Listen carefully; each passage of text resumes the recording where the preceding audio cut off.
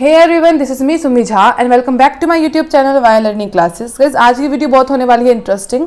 आज का टॉपिक है प्रॉब्लम प्ले। गाइज इससे पहले अगर आप मेरे चैनल पे फर्स्ट टाइम आए हैं तो चैनल को सब्सक्राइब जरूर करें। वीडियो अच्छी लगेगी तो वीडियो को लाइक तभी करें जब आपको वीडियो अच्छी लगे।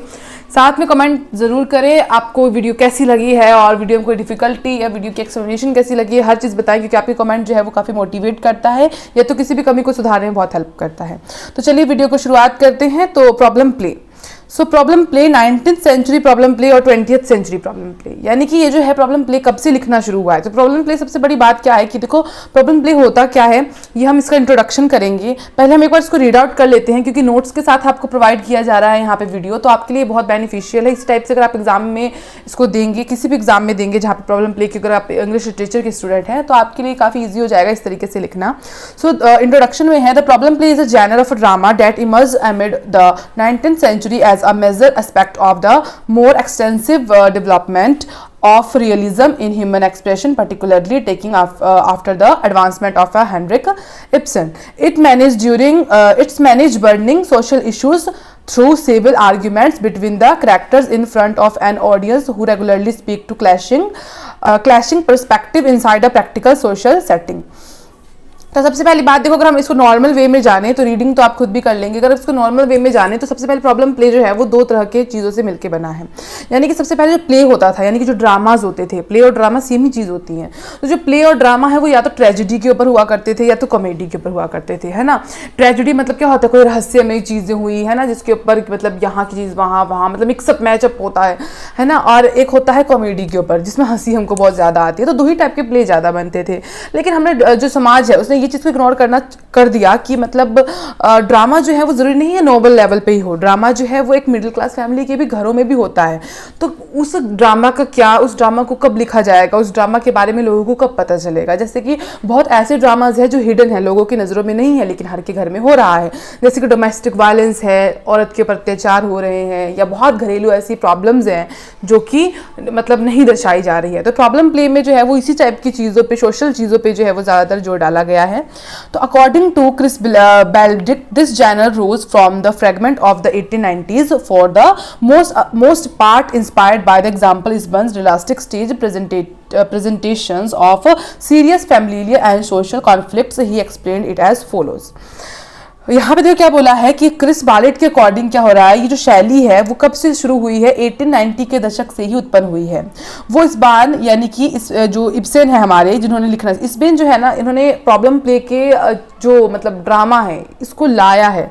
कह सकते हैं कि इससे पहले किसी का इसमें मतलब था, कोशिश कर रहे थे सब लाने की, बट हमेशा कुछ ना कुछ प्रॉब्लम प्ले में फुल एफर्ट जो है जिस राइटर का लगा, जिस ड्रामेटिस्ट का लगा, वो इब्सेन थे। ठीक है, इस इब्सेन की वजह से जो है वो हमारा प्रॉब्लम प्ले आया और आगे फिर इसको कंटिन्यू बहुत लोगों ने किया और उनके संघर्षों को देखते हुए काफ़ी लोगों ने फिर उनको फॉलो करना शुरू किया। लेकिन शुरुआत प्रॉब्लम प्ले की जो है वो मेन तरीके से उन्होंने की, बाकियों की कोशिश थी लेकिन वो मतलब सफल नहीं हो पाई।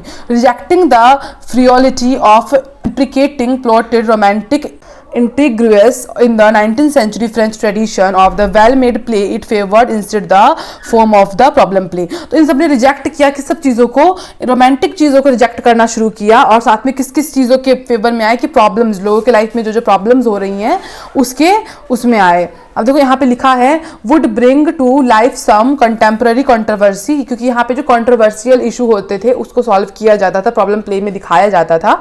और पब्लिक इंपॉर्टेंस वुमेन्स राइट्स, जिसमें वुमेन्स के अधिकारों के बारे में बात की जाती थी, और अनएम्प्लॉयमेंट के बारे में बात की जाती थी जिसमें हमारे को काम नहीं मिलता, बेरोजगारी रहती है।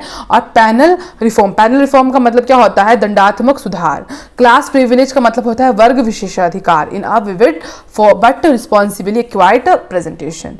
ठीक है, तो इन सब चीज़ों के ऊपर जो है वो जोर दिया जाता था, इग्नोर करके, रोमांटिक चीज़ों को इग्नोर करके, जो कि मैक्सिमम टाइम जो है वो ड्रामा में हमको कॉमेडी, ट्रेजेडी देखने को मिलती थी। बट जब धीरे धीरे प्रॉब्लम प्ले का जब आया 18th सेंचुरी में, तो फिर उसके बाद जो है वो लोगों ने इन सब चीज़ों पे भी, मतलब ड्रामेटिस्ट ने इन सब चीज़ों पे भी जोर डालना शुरू किया ना। धीरे धीरे करके जो है राइटर्स आ रहे हैं, ड्रामेटिस्ट आ रहे हैं। F.S. Boas a critic use the term to describe certain plays by William Shakespeare that he considered having attribute like Ibsen's in 19th century problem play. तो F.S. बोस ने भी काफ़ी किसके जैसा डिस्क्राइब किया प्लेज को, विलियम शेक्सपियर के pledge को डिस्क्राइब किया, जो कि किसके प्रॉब्लम प्ले के जैसा था, जो कि इब्सन से मैचिंग था, यानी कि उनको कॉपी करने की कोशिश कर रहे थे ताकि प्रॉब्लम प्ले जो है वो ज़्यादा से ज़्यादा बन पाए, लोगों तक पहुंच पाए। Accordingly the term is likewise utilized all the more comprehensively and reflectively to depict any tragicomic shows that don't fit effortlessly into the traditional non-specific refinement amongst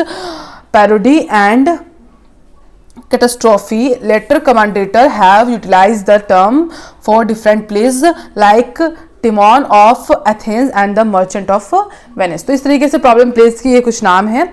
अब कुछ अब हमको यहाँ पे दिखाया गया है कि 19th सेंचुरी में प्रॉब्लम प्ले कौन से आए, फिर उसका 20th सेंचुरी के प्रॉब्लम, क्योंकि हमने 2 प्रॉब्लम प्ले के यहाँ पे डिस्कस किए हैं। तो सबसे पहले 19th सेंचुरी की बात करते हैं। While social open deliberations in play were just the same old thing new, the problem play of the 19th century was recognized by its expectation to stand up to the observer with the difficulty experienced by the character। तो इस problem play में जो भी characters के ऊपर difficulties हो रही थी वो चीज़ें शो करवाया जा रहा था, जैसे कि एक नॉर्मल लाइफ में जो डिफिकल्टीज होती हैं उन सब चीज़ों को उसमें दर्शाया जा रहा था। The most punctual types of the issue play are to be found in the work of a French essayist, for example Alexandre, ये Alexander नहीं है, Alexandre है, Alexandre Dumas Fils, who managed the subject of prostitution in the Lady of the कैमलियास। ठीक है, तो यहाँ पे जो है प्लेस के नाम लिखा गया है कि सबसे पंचुअल टाइप के जो इशू प्ले थे वो कौन कौन से थे। फ्रेंच के एसेइस्ट ने लिखे थे, जो कि एसेइस्ट के फिर यहाँ पे नाम लिखे गए हैं, और फिर जो है प्ले के नाम लिखा गया है यहाँ पे जो प्ले उन्होंने लिखा था। Other French dramatist took action accordingly with dramatization about scope of social issue now and then, moving toward the subject in a moralistic, once in a while in a nostalgic way। ठीक है, उसके बाद है पंडित Thomas H Dixon in 1927 said that these early problem play were hampered by the emotional tradition of the day. No problem written in the problem form was signified beyond the value of the idea that was its underlying motive for existence. No problem play had achieved absolutely beauty or loving contribution to truth। Her problem play में सच्चाई नहीं दिखाई जाती है, ये चीज़ों का मानना था, जो कि पंडित थॉमस एच डिक्सन ने कहा था। 1927 में उन्होंने ये चीज़ें कही थी कि प्रॉब्लम प्ले के आने के शुरुआती में ही उन दौर में उन्होंने कहा था कि हर प्रॉब्लम प्ले में जो है वो रियल सच्चाई नहीं लिखी जाती, लेकिन फिर उसके बाद भी फिर उन्होंने मतलब प्रॉब्लम प्ले को जो है वो सपोर्ट किया। The most vital type of the problem play be that as it may was the Norwegian essayist Henrik Ibsen. तो सबसे ज़्यादा जो हमारे इस प्रॉब्लम प्ले में जो सक्सेस बनाने का जो वो रहा है, कॉन्ट्रीब्यूशन रहा है, वो हमारा है हेनरिक इब्सन का, जो कि मैंने पहले ही बताया। whose work entering characterization with an accentuation on a topical social issue, जिन्होंने social issues के ऊपर ज़्यादा जोर डाला।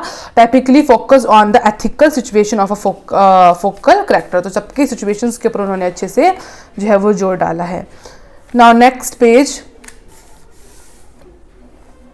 In a progression of play, Ibsen tended to a scope of issue, most remarkably the limitation of ladies' lives in a doll house। तो यहाँ पे इनके जो वर्क था, जो हमारा इब्सन का वर्क था, सबसे फेमस उनका जो वर्क, अगर हम कहें कि अगर आपको पढ़ना है, समझना है कि प्रॉब्लम प्ले होता क्या है, तो अगर आप ये वाला इनका पढ़ेंगे डोल house, the A doles house, तो आपको जो है वो पता चल जाएगा कि असल लाइफ में जो है वो प्रॉब्लम प्ले होता क्या है ज़िंदगी में, अगर मतलब लिटरेचर में प्रॉब्लम प्ले का क्या महत्व है।